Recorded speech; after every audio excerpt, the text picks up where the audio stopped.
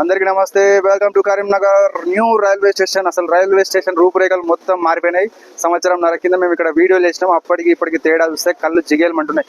అసలు ఇది నిజంగా కరీంనగర్ రైల్వే స్టేషన్ అయినా అనిపిస్తుంది.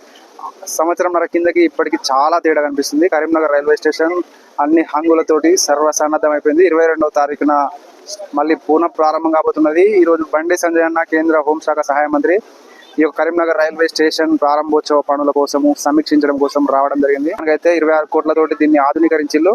పాత రైల్వే స్టేషన్ జాడలు కూడా కనబడతలేవు. మొత్తం స్టైలిష్ గా మారిపోయింది, మోడర్నైజ్ అయిపోయింది. అన్ని ఫెసిలిటీస్ తోటి, అన్ని హంగులతోటి ఇంటర్నేషనల్ ఎయిర్పోర్ట్ లెక్క మొత్తం కరీంనగర్ రైల్వే స్టేషన్ మారిపోయింది. దట్ ఈస్ బండి సంజయ్ అన్న, దట్ ఈస్ మోడీజీ ఏమన్నా వర్క్ చేసిన 1.5 year లో మొత్తం కరీంనగర్ రైల్వే స్టేషన్ రూపురేఖలు మొత్తం మారిపోయినాయి. అంటే అసలు వండర్ఫుల్. ఇది మోడీజీ అంటే డెవలప్మెంట్ అంటే మోడీజీ. 1.5 year లో దీని రూపురేఖలు మొత్తం మార్చి పడేసిన మోడీజీ. Hats off. జై బీజేపీ, జై శ్రీరామ్, భారత్ మాతకి.